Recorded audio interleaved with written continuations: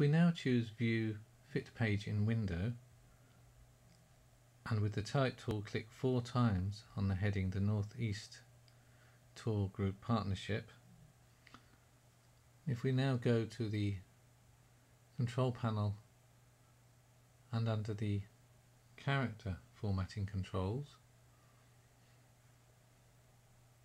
enter -15 in the tracking box and press Enter or Return.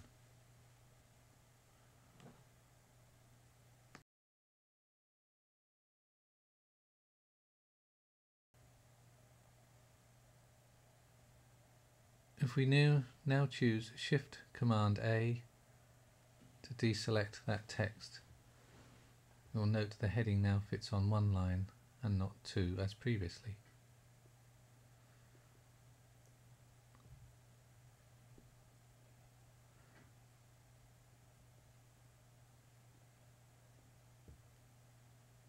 If we now choose Save,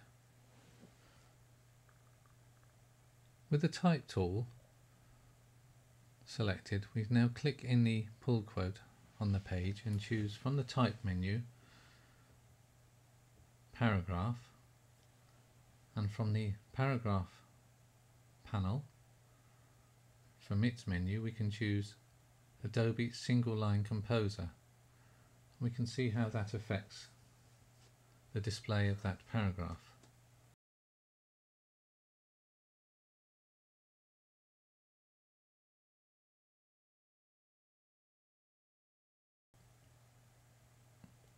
And we can go to the Paragraph Composer to compare the difference.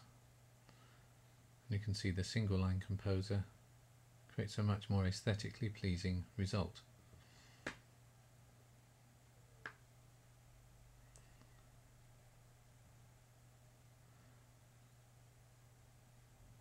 Now with the Paragraph Composer option, if we turn off hyphenation, we also get a very nice result. We can now choose File, Save. With the Type tool selected, we now scroll to the top of page 2, where there's some tabular data. If we choose Type Show Hidden Characters to see where tab characters have been inserted, and make sure we're in normal mode at the bottom of the Tools panel.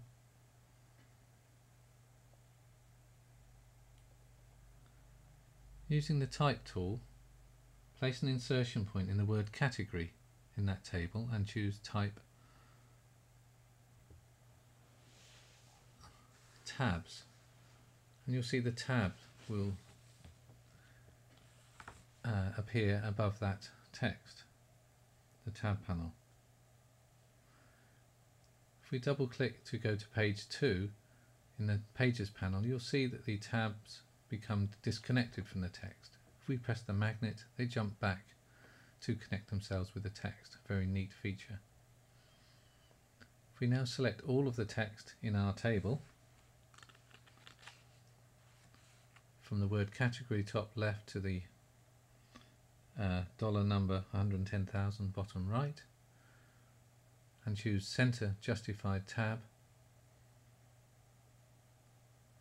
we can insert tab characters to align our table text.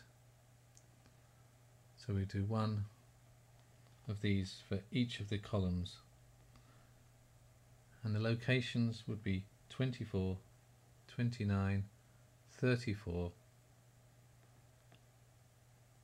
40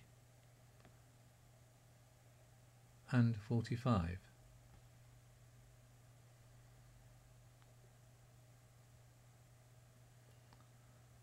We can read these off as we place them using the box inside the Tabs panel. So now we've aligned these characters,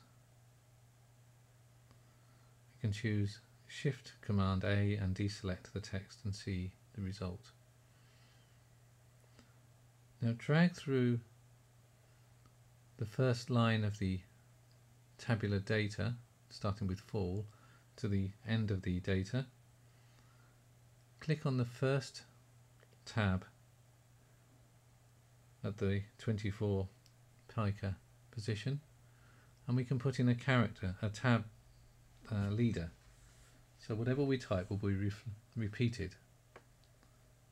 So if we put a period, a full stop in, there'll be a full stop up to the text that's at that tab point.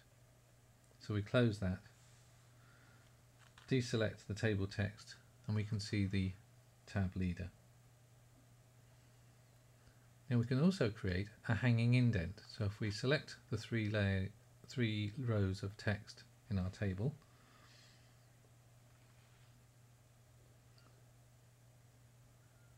so make sure the tabs are viewable, choosing window tabs.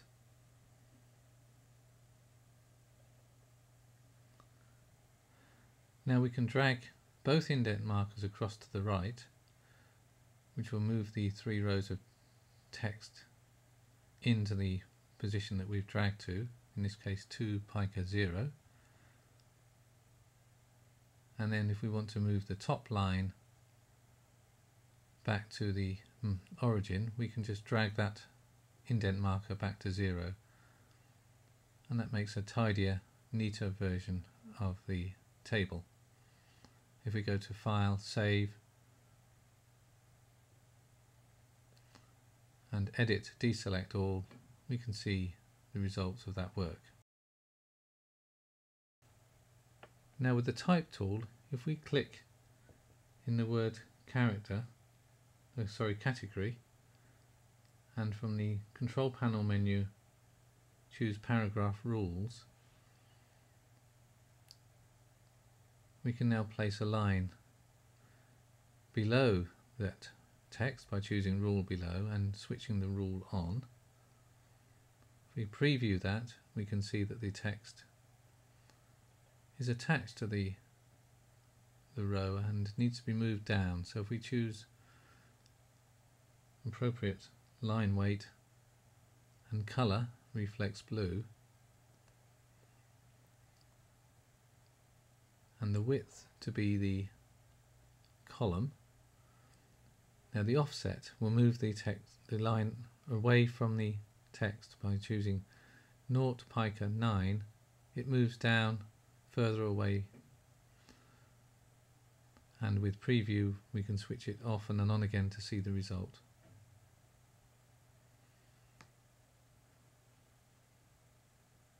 If we now go to the Type menu and hide the hidden characters, we can see the results of our formatting of that page. And that concludes our lesson in typography in InDesign CS3.